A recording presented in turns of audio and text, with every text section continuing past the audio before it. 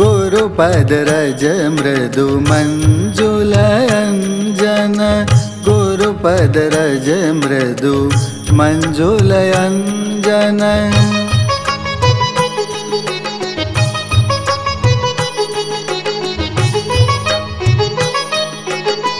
नयनयमेयादृगदोष विभञ्जन नयनयमेयादृगदोष विभञ्जन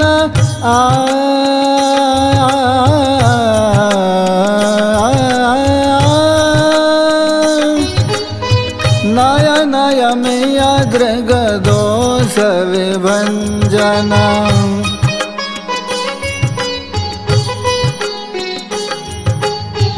गुरुपद रज मृदु मंजुल अंजन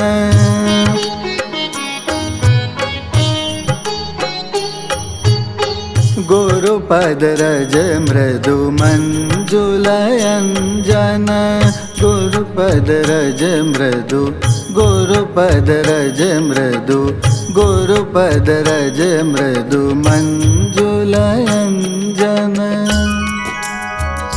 गुरुपद रज मृदु मंजुल अंजन गुरुदेवना चरण कमलनी रज એ એક એવું અંજન છે જે વિવેકરૂપી નેત્રમાં થયેલા રોગોને દૂર કરે છે. જેમાં દેહના ચક્ષુ છે એમ આંતરિક ચક્ષુ પણ છે અને આંતરિક ચક્ષુમાં પણ મોતિયા બિંદુ આવે. જેમ આપણી આંખોમાં ઝાઝી ઉંમરે મોતિયો આવે એમ હૃદયની આંખોમાં આંતરિક આંખોમાં પણ મોતિયો આવે. કયો મોતિયો? રાગ અને દ્વેષ. અને આંખો કઈ છે? જ્ઞાન અને વૈરાગ્ય. તો જ્ઞાન અને વૈરાગ્ય રૂપી આંખોમાં રાગ અને દ્વેષ રૂપી આવેલા મોતિયાને દૂર કરવા માટે જે અંજનની જરૂર પડે એ અંજન સદગુરુના ચરણ કમલની રજ છે. માટે ગુરુપદ રજ મૃદુ મંજુલ અંજન. તુલસીદાસજી બહુ અદ્ભુત પંક્તિઓમાં કહે છે આ સંસારરૂપી સાગરને તરવા માટે ગુરુદેવના ચરણ કમલની રજ પોતાના નેત્રમાં આંજી અને સંસાર સાગર તરવાથી મનુષ્ય જન્મ અને મૃત્યુના ચક્કરમાંથી છૂટીને આ આત્માનો પરમાત્મા સાથે મિલન કરી શકે છે. માટે સદગુરુ કોઈ સામાન્ય નથી. નાસ્તિ તત્વમ ગુરો પરમ. ગુરુ એક પરમ તત્વ છે. ગુરુને ક્યારેય દેહ ભાવમાં ન જોવાય. કારણ કે ગુણ દોષમયી સૃષ્ટિમાં તમે સદગુરુને દેહ ભાવમાં જોશો તો સદગુરુમાં પણ તમને દોષ દેખાશે. અને સદગુરુ એ નિર્દોષ છે.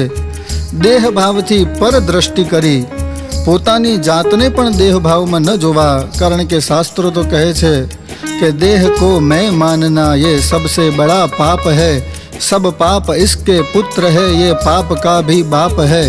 માટે સદગુરુને દેહ ભાવમાં ન જોતા એક પરમ તત્વના રૂપમાં જોતા એ સદગુરુના ચરણમાં ભગવદ ભક્તિપૂર્વક અનુરાગપૂર્વક રાગ અને દ્વેષનો ત્યાગ કરી પરમ કૃપાળુ સદગુરુના ચરણમાં વંદન કરીએ છીએ. માટે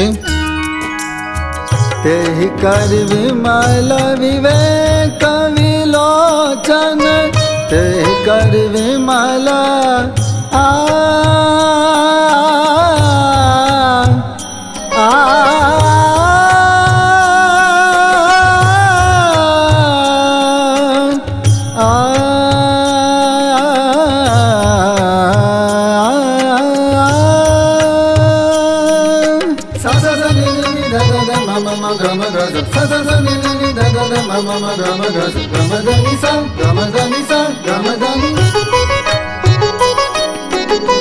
તેહિ કર વિમલ વિવેક વિલોચન બરનૌ રામચરિત ભવ મોચન બરનૌ રામચરિત ભવ મોચન ગુરુપદ રજ મૃદુ મંજુલ અંજન ગુરુપદ રજ મૃદુ મંજુલ અંજન ગુરુપદ રજ મૃદુ ગુરુપદ રજ મૃદુ ગુરુપદ રજ મૃદુ મંજુલ અંજન.